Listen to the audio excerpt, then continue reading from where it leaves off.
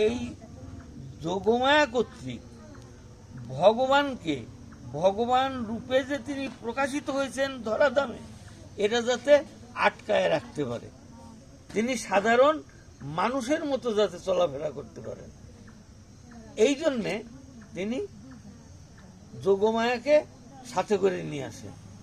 তেমনি ভাবে ভগবান পরমাত্মা রূপে জীবদেহে বিরাজিত ব্রহ্মরন্ধ্রে, সেইখান থেকে তিনি যোগমায়াকে হুকুম করেন, যোগমায়াকে আদেশ করেন।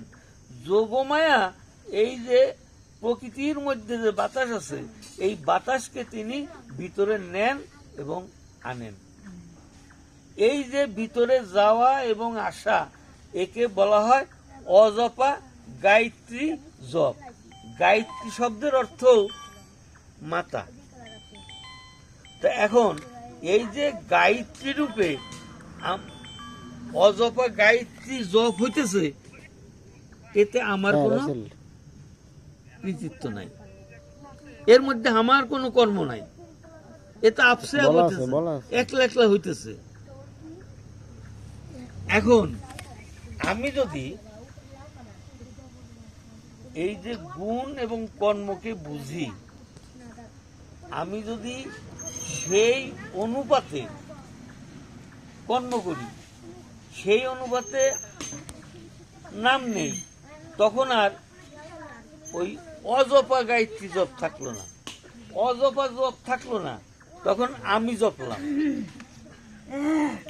আমি যদি জপি, তাহলে ওইটা ভগবানের কাছে কাউন্ট হবে, ভগবান ওইটা তার খাতায় ওইটা লিখে রাখবে। ওই যে বলে না যে চিত্রগুপ্ত আছে, ভালো কর্ম মন্দ কর্ম লিখে রাখতেছে চিত্রগুপ্ত। এখন আমি যদি গুনি, আমি যদি করি, তাইলে লিখে। এখন অজপা হইতে হইতে আমি একসময় বিভ্রান্ত হয়ে যাব, দিক শূন্য হয়ে যাব। আমি আমার নিজেকে সঠিক পথে চালাইতে পারবো না। সঠিক পথে চালানোর জন্য কি করা লাগবে? যে সঠিক গুণের যে কি কর্ম, সেই সঠিক গুণের কর্ম আমাকে সঠিক সময়ে করতে হবে।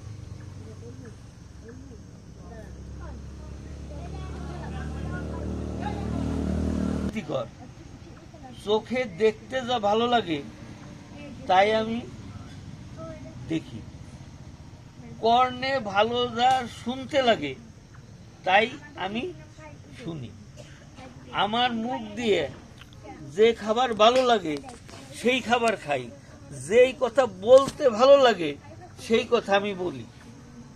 যেমন সবচেয়ে বেশি ভালো লাগে আমাদের কাছে অপরের নিন্দা করা, তাহলে এই মুখ দিয়ে আমি অপরের নিন্দা করি।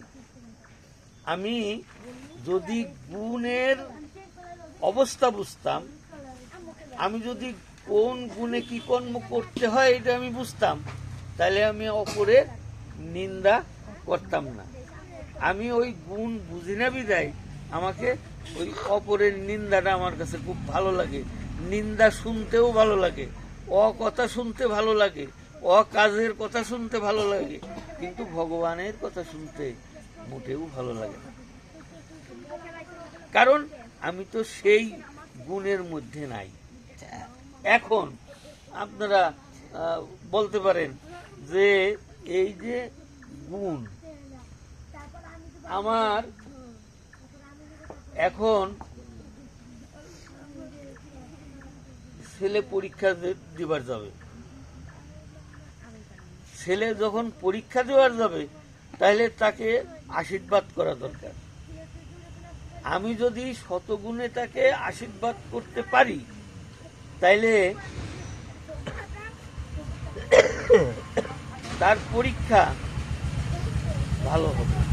মা যদি সন্তানকে শতগুণে মাথার উপরে হাত দিয়ে আশীর্বাদ করে দেয় যে যাও বাবা, তোমার পরীক্ষা ভালো হবে, ভালোভাবে পরীক্ষা দিও, তার পরীক্ষা অবশ্যই অবশ্যই ভালো হবে। কিন্তু শতগুণ আমার নাই। এই গুণ উদয় করারও প্রক্রিয়া আছে, এই গুণ কিভাবে উদয় হবে সেটাও এই মানুষই জানে। আজ থেকে 5000 বছর আগে ঋষি পাতাঞ্জল এ আবিষ্কার করছে।